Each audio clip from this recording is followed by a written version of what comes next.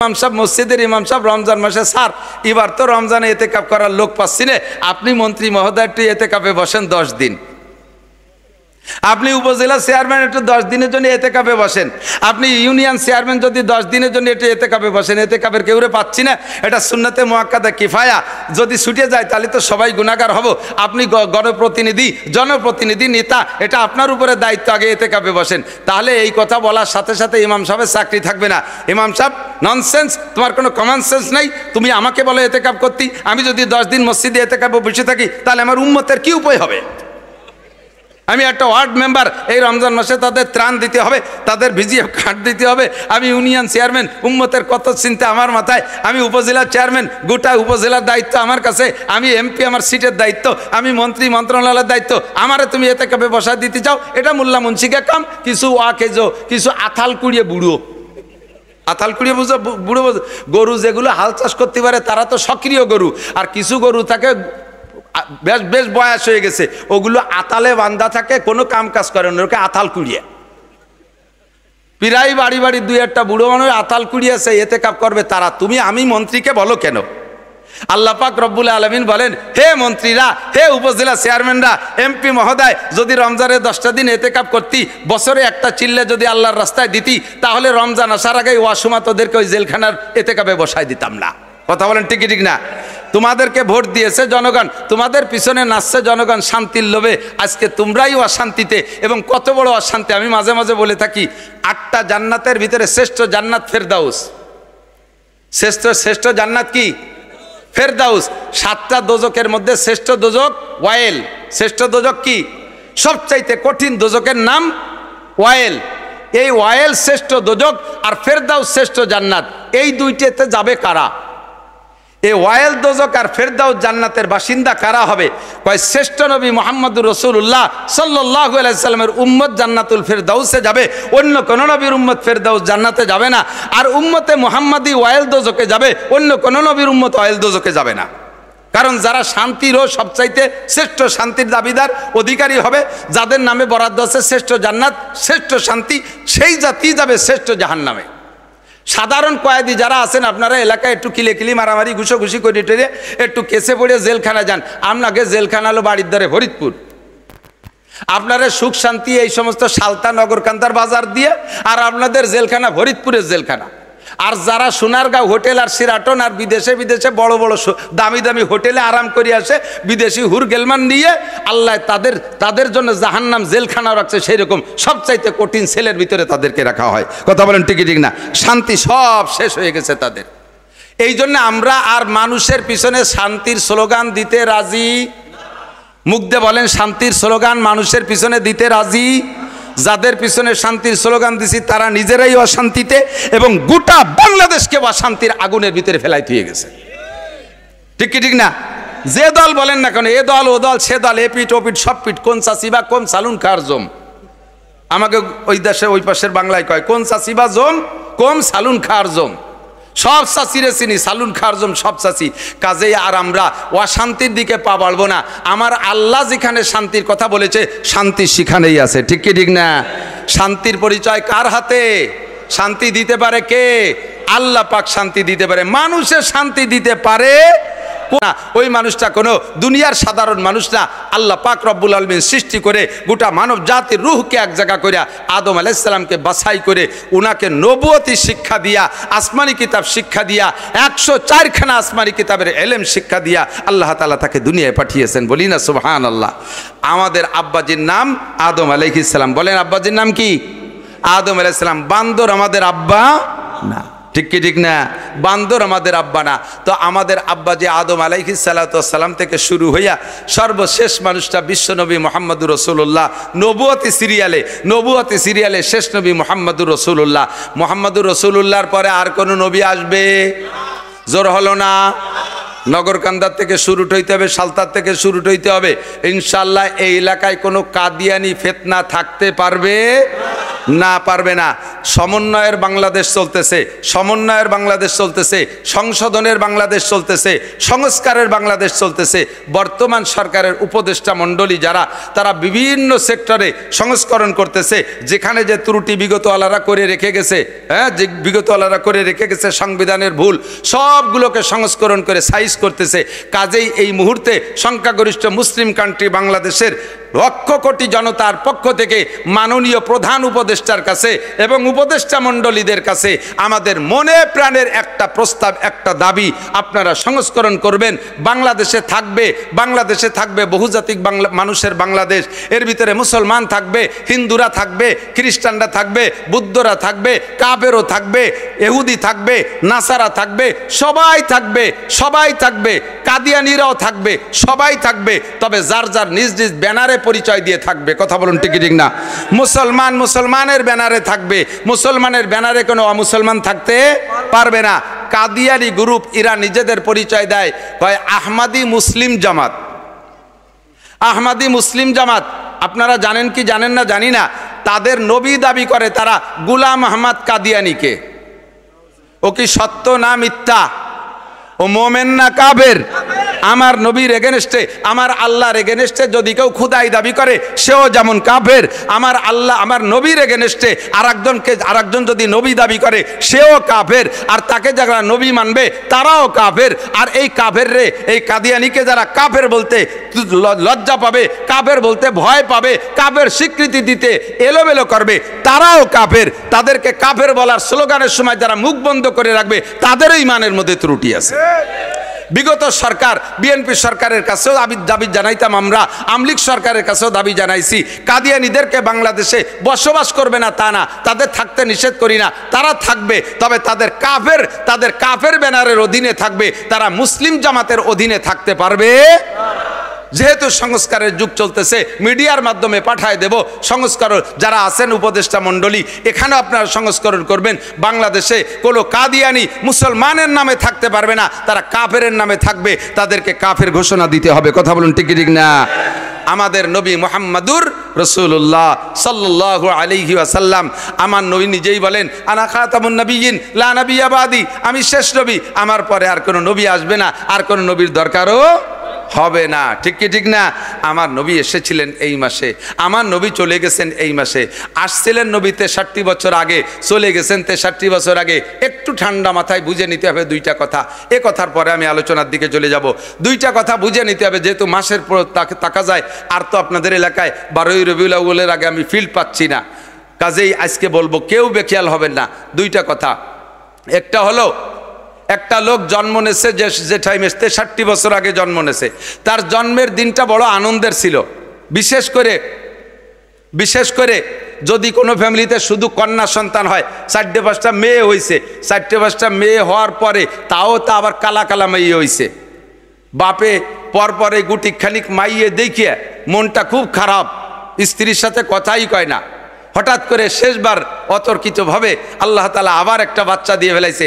এই বাচ্চাটা পুত্র সন্তান, এই বাচ্চাটা পুত্র সন্তান, চেহারাটা একেবারে উজ্জ্বল, চাঁদের মতো ফুটফুটে।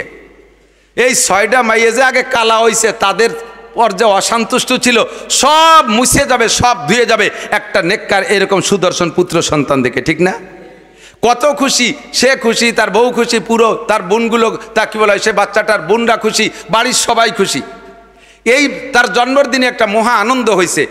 তারপরের থেকে নিয়ে প্রত্যেক বছর তার জন্মদিন উপলক্ষে একটা কেক কাটাকাটিও বাঙালিরা করে থাকে। এটা যদিও কুপ্রথা, একটা আনন্দ করে থাকে। এভাবে চলছে তার জীবন ভরে। হঠাৎ করে লোকটা মারা গেছে, যুবকটা, যখন তার বয়স হয়েছে 26, 27, 28, টলমলে যুবক, দেখতে তো সেরকম নায়ক। গ্যাঞ্জাম ফাসাদ, গন্ডগোল ফাসাদের ভিতরে যুবকটা মারা গেছে। বলেন তো, তার এই 28 বছর পর্যন্ত তার মা বাপ যে পরিমাণ আনন্দ পেয়েছিল, স্বাদ পেয়েছিল, উপভোগ করছে আনন্দ, তার এই 27-28 বছরের সমস্ত আনন্দ আজকে ছেলেটা ওই যৌবনকালে, ভরা যৌবনে ছেলেটা মারা গেলে তার সারা জীবনের সমস্ত আনন্দকে শেষ করে দিছে না? বাকি জীবনে ওই আব্বা মা আর যতদিন বেঁচে থাকবে, ওই ছেলেটার জন্মদিন উপলক্ষে কি আর কেক কাটবে, নাকি মৃত্যুদিন উপলক্ষে তার শোক পালন করবে? মৃত্যুদিন উপলক্ষে তার শোক পালন করবে, তার জন্মদিনের আনন্দ শেষ হয়ে গেছে। ঠিক কি ঠিক না? আমার নবী, আপনার নবী, বিশ্ব নবী মুহাম্মদুর রাসূলুল্লাহ জন্ম নিয়েছিলেন ধরে নিলাম 12ই রবিউল আউয়াল। 63 বছর আগে তার জন্মের সময় সারাটা দুনিয়া আনন্দে আনন্দিত ছিল, কিন্তু 63 বছর পরে আইসা যখন সাহাবায়ে কিরামদেরকে এতিম করে রেখে নবী 12ই রবিউল আউয়াল চলে গেছে, দুনিয়ার থেকে বিদায় নিয়েছেন, এখন কি নবীর জন্মদিনের আনন্দ অন্তরে থাকবে নাকি মৃত্যুদিন উপলক্ষে শোক থাকবে? মৃত্যুদিন উপলক্ষে শোক থাকবে। ঠিক ঠিক না? 12ই রবিউল আউয়াল কাজেই সমস্ত মুসলমানদের আনন্দের দিন নয়, আনন্দের দিন চলে গেছে আগে, এটা আমাদের শোকের দিন। শোকের দিনটা আমরা শোক পালন করব, সেই শোকের পরিবর্তে ইহুদ নাসারারা কুচক্র করে আমাদের ভিতরে সেই দিনটাকে 12ই রবিউল আউয়াল এক শ্রেণী মানুষের মাধ্যমে নবীর জন্মদিবস উপলক্ষ তৈরি করে আমাদের শোককে অন্তর থেকে দূর করে দিয়ে সেটাকে আনন্দ উদযাপন করায়, ঈদে মিলাদুন নবী হিসেবে আমাদেরকে দিয়ে উদযাপন করায়। এটা আমাদের নবীর সাথে বেয়াদবি ছাড়া আর কিছুই না। কাজেই 12ই রবিউল আউয়াল সামনে আসলে আমরা এই দিন দুরুদ পড়ব, বেশি নবীর সামনে দুরুদ ও সালাম পড়ব, আমরা সোয়াব রেসানি করব। ঠিক আছে না ইনশাআল্লাহ? ও দিনটা আমাদের আনন্দের দিন না, যুবকরা ও দিনটা আমাদের শোকের দিন। তোমরা যারা যুব সমাজ আছো, যুব সমাজ বিভিন্ন প্রোগ্রাম করবা, এই দিনটা তোমরা নবী আলাইহিস সালাতু ওয়াস সালামের সামনে শোক দিবস পালন করবা, এই দিনটা তোমরা ইবাদত বন্দেগীর মধ্যে কাটানোর চেষ্টা করবা। এলাকার জনগণকে নিয়ে আমার নবী মুহাম্মদুর রাসূলুল্লাহ এ মাসে চলে গিয়ে আমাদেরকে শোকাক্রান্ত করেছেন। সেই মাসে আমরা একটা ধর্মীয় আলোচনা নিয়ে বসছি। এখন বাংলাদেশে যে অবস্থা, প্রেক্ষাপটটা সকলেই জানতেছেন, আমরা এক ধরনের আনন্দ উপলব্ধি করতেছি। সেটা হলো বিশেষ করে উলামায়ে কিরামের দিক তাকান, আমরা দীর্ঘদিন পর্যন্ত শুধু এক সরকারকে আমি দোষ দেই না, কোনোদিন আমি একতরফা দোষ দেই না। সর্বকালে বিএনপির আমলও দেখেছি, এরশাদ সাহেবের আমলও দেখেছি, আওয়ামী লীগের আমলও দেখেছি। যে সরকার যখন তাকে উলামায়ে কিরাম বক্তারা মাঠে আইসে, সেই সরকারের একটু তেল মেরিয়ে কথা বলা লাগে, সেই সরকারের তেল মেরিয়ে কথা বলা লাগে, সেই সরকারের আনুগত্য নিয়ে কথা বলা লাগে, তাদের পরামর্শ নিয়ে কথা বলা লাগে। আল্লাহর রহমতে বর্তমানে এই সময়টা আমাদের চলতেছে উন্মুক্ত পরিবেশ। আমরা কোরআন সুন্নাহকে সামনে নিয়ে মানুষের দোষ ত্রুটি কী আছে এগুলো আমরা আলোচনা সমালোচনা করার অধিকার রাখি, আমাদের বাধা দেওয়ার আর কেউ নাই। কথা বলেন ঠিক ঠিক না? উন্মুক্ত পরিবেশে আমি আপনাদের কাছে জানতে চাই, এই পরিবেশটা আমরা কেন তৈরি করছি? যুবকদের চেষ্টায় ছাত্রদের আন্দোলনে আমরা সকলে সহযোগিতা কইরা একটা পরিবেশ তৈরি করেছি। এই পরিবেশটার উদ্দেশ্যই হলো আমরা বাংলাদেশে বড় অশান্তির মধ্যে ছিলাম, এখন আমরা শান্তিকামী বাঙালি, শান্তিকামী জাতি, আমরা কিভাবে শান্তি পেতে পারি এই শান্তির স্লোগান তুলেছি। কথা বলুন ঠিক ঠিক না? অফিসে আমাদের শান্তি ছিল না, থানায় আমাদের শান্তি ছিল না, সেটেলমেন্টে আমাদের শান্তি ছিল না, এসিল্যান্ডে আমাদের শান্তি ছিল না, দলিল লেখারও জায়গা আমাদের শান্তি নাই, এলজিডির মধ্যে আমাদের শান্তি নাই, এমপির কাছে আমাদের শান্তি নাই, চেয়ারম্যানের কাছে আমাদের শান্তি নাই, উপজেলায় যায় আমাদের শান্তি নাই, যে জায়গা যায় সে জায়গায় অশান্তি। অথচ তারা আমাদের সাথে, তারা আমাদেরকে মাঠে নামাইছে বিশাল শান্তির স্লোগান দিয়ে। প্রত্যেকটা নির্বাচন, মেম্বার বলেন, চেয়ারম্যান বলেন, উপজেলা বলেন, এমপি বলেন, সকলে একটা নির্বাচনের সময় স্লোগান দেয় না? স্লোগান আমরাই তো দেই, নেতারা সামনে থাকে, তাদের তেল মারার জন্য আমরা স্লোগান দেই, বোতল ভাইকে দিলে ভোট, শান্তি পাবে দেশের লোক। ঠিক ঠিক না? আমি নাম কই না, কারণ কার নাম কব আবার কোন নামে মিশে যাবে, সে আবার কোন জায়গায় দাঁড়ায় রয়েছে, হুজুর আসো, আমার আবার অ্যাটাক করে নাকি তা আল্লাহ জানে। আর এমনি তো বাড়ি এলো গোপালগঞ্জ, মহাবিপদ নিয়ে ঘুরতেছি। এখন খালি নাম পরিচয় দিতে, গোপালগঞ্জ পরিচয় দিতে আপাতত ভয় লাগতেছে। তো দোস্ত, শান্তির স্লোগান যারা দেশে তাদের পিছনে আমরাই তো নাচছি। ঠিক ঠিক না? অমুক ভাইকে দিলে ভোট, শান্তি পাবে দেশের লোক। এইভাবে কয়েকটা নির্বাচন চলে গেছে, তাদেরকে আমরা শান্তির লোভে তাদের পিছনে ঘুরে ঘুরে স্লোগান দিছি। এখন দেখি আমরা স্লোগান দিয়ে আমরা যার যার কায়দায় সেই জায়গায় আছি, যাদের ভোট দিলে শান্তি পাবো তারাই অশান্তিতে, মহা অশান্তিতে। রমজান আসার আগেই তারা সব এতেকাফে বসে গেছে, বলি না?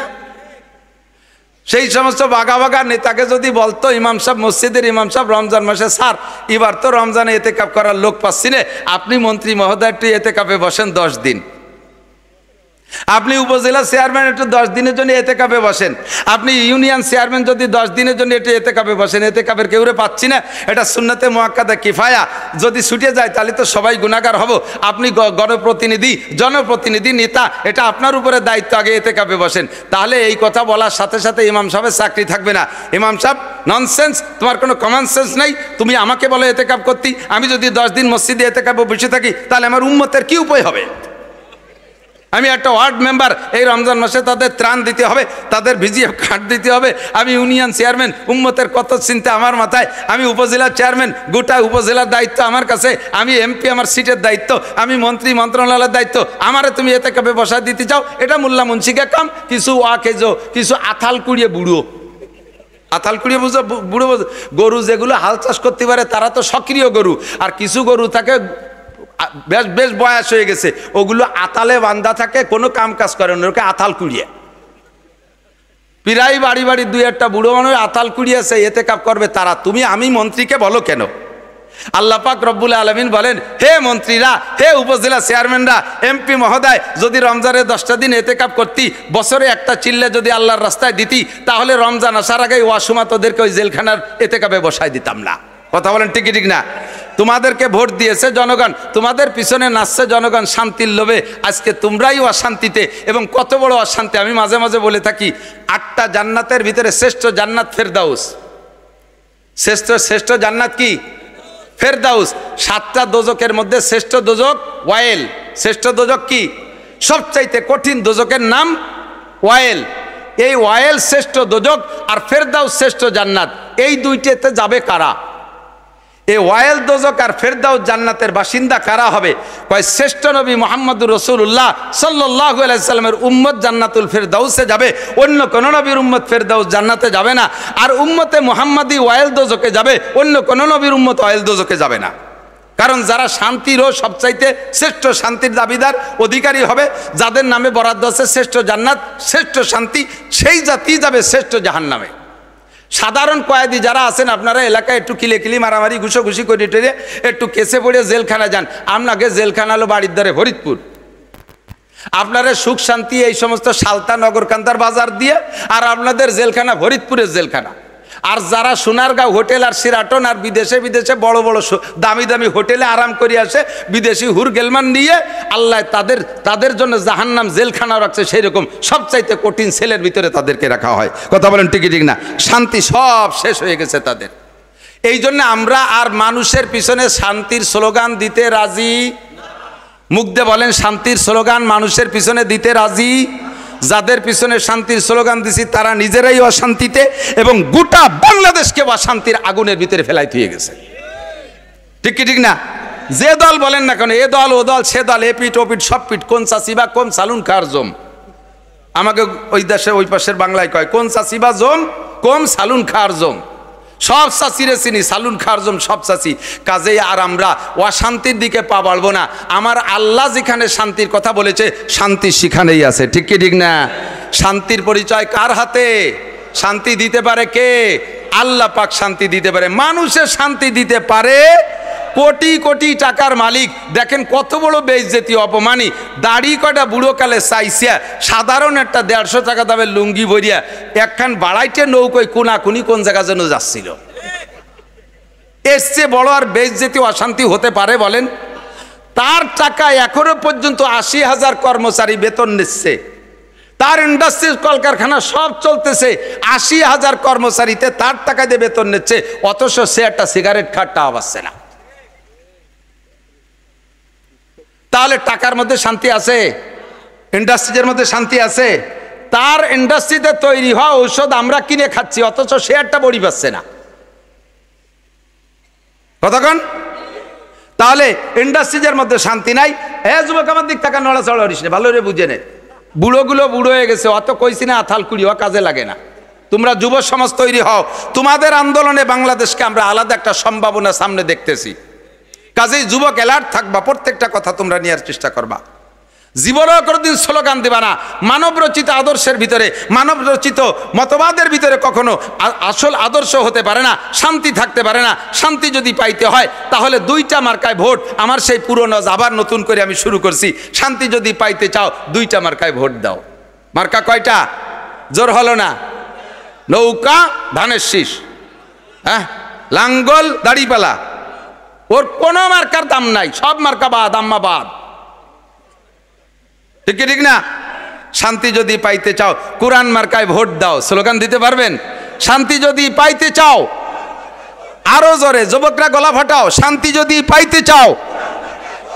2 নম্বর মার্কা হাদিস, শান্তি যদি পাইতে চাও।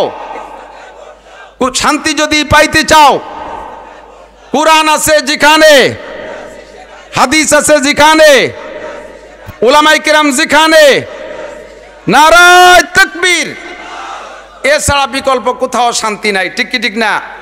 প্রমাণ করে দেখাই দিতে পারি, চোখে আঙ্গুল দিয়ে দেখেন। 20 বছর পর্যন্ত আফগানিস্তানরা যুদ্ধ করছে রাশিয়ার সাথে। রাশিয়ালারা মৌলবীকে কাছে, তালেবানকে কাছে মাইটার খাইয়ে গটি কম্বল গুছাই চলে গেছে।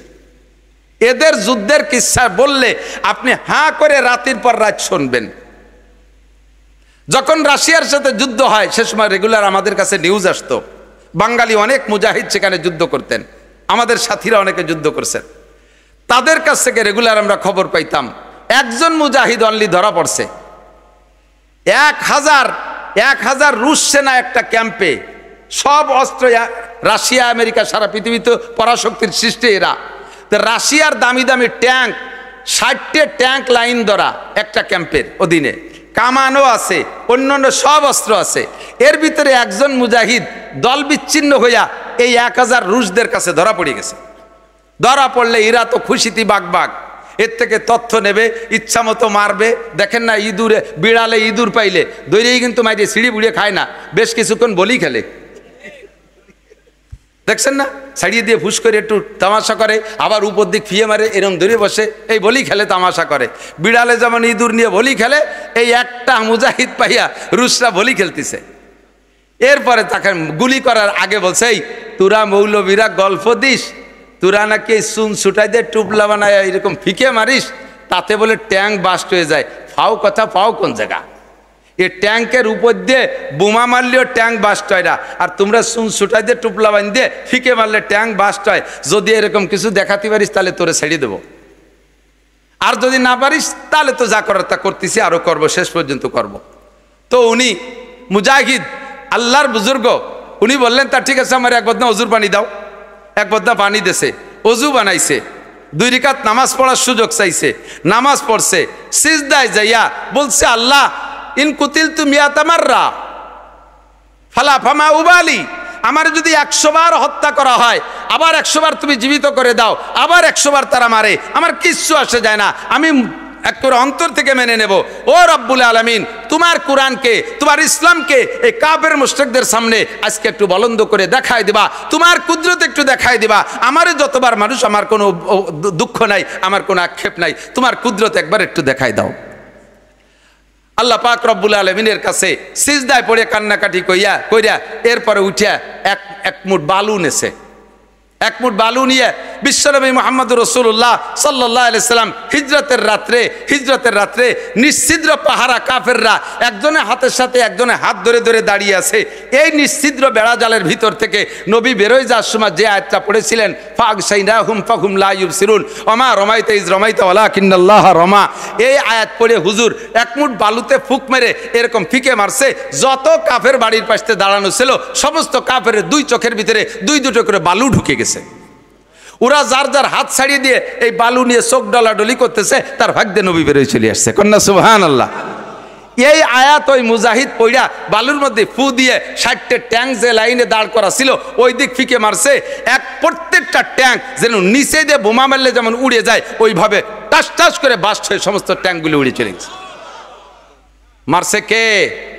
আল্লাহ কয় মা রমাইতা ইজ রমাইতা ওয়ালাকিন্নাল্লাহ রমা। আরে আমার বান্দা পাগল, মারছিস তোর হাত দিয়ে, তোর হাতে কোনো ক্ষমতা নাই। তোর হাতের মধ্যে আমি আল্লাহ তাআলা আমার আসমানি বুলডোজার ক্ষমতা আমি ঢুকাই দিয়েছি, আমার আসমানি অ্যাটমিক শক্তি ঢুকাই দিয়েছি। আমি আমার অ্যাটমিক শক্তি দিয়ে তোর এই ট্যাঙ্কগুলোকে উড়িয়ে দিয়েছি। সঙ্গে সঙ্গে 60টে ট্যাঙ্ক উড়িয়ে চলে গেছে। পিছনের দিক ফিরে দেখে এই রুশ সেনায় 1000, ওরা তো বেশিরভাগই ল্যাংটা বা আদা ল্যাংটা থাকে, ও প্যান্ট পরারও সময় পায়নি, ওর সাথে আর কথাবার্তা না বলে পিছন দিয়ে দৌড়ে সারিয়ে ওরে আল্লাহ 1 মুঠ মারছে, 60টে ট্যাঙ্ক উড়িয়ে গেছে। ফিরে মুঠ যদি আমাদের মারিয়ে দেয় তাহলে তো আমরাও সাথে সাথে শেষ হয়ে যাব। ক্যাম্প ফেলাই তুই সারিয়ে পকেটে ছিল আফগানি পতাকা, ওদের রাইফেলের মাথায় সেই পতাকা উড়াই দিয়ে সেইটুকু সে জয় করে নেছে, দখল করে তার হাতে সেটুক স্বাধীন হয়ে গেছে। বলেন না সুবহানাল্লাহ। 20 বছর এমন করে বহু ঘটনা আমার জানা আছে। এই ঘটনা ঘটাইয়া রাশিয়ানদেরকে তাড় করে দিয়েছে। এরপরে 39টে দেশ মিলে ন্যাটো বাহিনী, 40টা, তার ভিতরে পশ্চিমা সব আমাদের মুসলিমদের ভিতরে তুরস্ক আছে নেটোর ভিতরে, এই মধ্যপ্রাচ্যের ভিতরে শক্তিশালী নিজ হাতে অস্ত্র তৈরি করতে পারে যারা, তার ভিতরে অন্যতম হলো তুরস্ক। এই তুরস্ক সেই নেটোর সাথে আছে, আমেরিকা আছে, ফ্রান্স আছে, ইটালি আছে, অস্ট্রেলিয়া আছে, এভাবে সব আছে। এই সব পরাশক্তিগুলো মিলে 40টা দেশ মিলে নেটো, এই নেটো বাহিনীর সাথে আফগানি মুল্লারা স্রেফ ক্লাসিনকোভ, চায়না পাকিস্তানি ক্লাসিনকোভ রাইফেল, এটুক রাইফেল, ওই দিয়ে গুলি করিয়া তাদের বিমান, তাদের হেলিকপ্টার, তাদের ট্যাঙ্ক, তাদের সমস্ত অস্ত্রকে একেবারে ধুলাই উড়াই দিয়া তাদেরকে ওইভাবে বিদায় দেশে গলায় জুতোর মালা দিয়া এই মোল্লারা এখন মোল্লাদের হাতে মাত্র 2 বছর, মাত্র 2টা জিনিস তাদের হাতে, 2টা মার্কায় তারা ভোট দেশে। 1 নম্বরে কোরআন মার্কা, 2 নম্বরে হাদিস মার্কা। মেয়েরা বেপর্দা করবে না, পুরুষটা বেনামাজি থাকবে না, অফিসে নামাজ হতে হবে, কলেজে নামাজ হতে হবে, হাই স্কুলে নামাজ হতে হবে, কোনো মুসলমান বেনামাজি থাকবে না, বেপর্দায় কোনো পার্কে বসে বসে তসবি টিপাটিপি করতে পারবে না, সুদ চলবে না, ঘুষ চলবে না, আকাম চলবে না, সব কিছু বন্ধ করে দিয়েছে। মাত্র 2 বছরে আল্লাহ তাআলা তাদের কি বরকত দেখাইছেন। আমেরিকান ডলারের চাইতে আফগানি মুদ্রার দাম বেশি হয়ে গেছে। সুবহানাল্লাহ, আমার পরাণ বলে নাই, আল্লাহর বর্ষা নাকি জানি না, বলেন জোরে বলেন। কর্নেওয়ালা কে? এই বাগানে ডালিম গাছ, এই 2 বছরের আগে বাগানে ডালিম গাছ ছিল, সেই ডালিম গাছই রয়ে গেছে। আনারের গাছ তো আর কথায় কথায় লাগানো যায় না। সেই আফগানিদের ক্ষেতের ভিতরে 2 বছর আগে আজ দীর্ঘদিন পর্যন্ত যে বাগান ছিল, ওই বাগানের ডালিমের সাইজ ছিল 4টে ডালিমে 1 কেজি হইতো, 4টে ডালিমে 1 কেজি হতো। সেই গাছ সেই জায়গায় রয়ে গেছে, শুধুমাত্র মার্কা পাল্টায় ফেলাইছে, পতাকা পাল্টায় ফেলাইছে। কোরআন মার্কার, হাদিস মার্কার পতাকা যখন উড়াই দিতে পারছে আফগানি মুসলমানরা, সেই গাছের সেই ডালিম এখন 1 ডালিমে 2 কেজি। 4 ডালিমে 1 কেজি হইতো, সেই গাছের ডালিমরে আল্লাহ বড় বানাই দিয়েছে, এখন 1 ডালিমে 2 কেজি। যারা নেট দেখেন তারা সাক্ষী দেন, কত বড় বড় লাল লাল ডালিম, কি পরিমাণ জুস তৈরি করতেছে। সেই মুল্লারা বর্তমানে এমন গাড়ি বানাইছে, জাপানও তাদের কাছে ফেল হয়ে গেছে, মুল্লাদের প্রাইভেট কারের কাছে।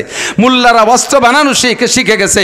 আল্লাহ তাআলা তাদেরকে এমন বরকত দিয়েছেন, যেই বরকত সারাটা দুনিয়ার মানুষ দেখতেছে।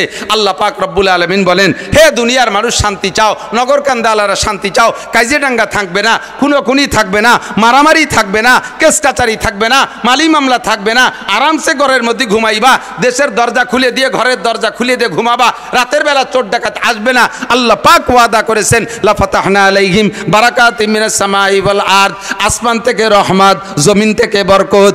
আসমান থেকে রহমত, একটু বলেন আসমান থেকে রহমত, জমিন থেকে বরকত দেনেওয়ালা কে?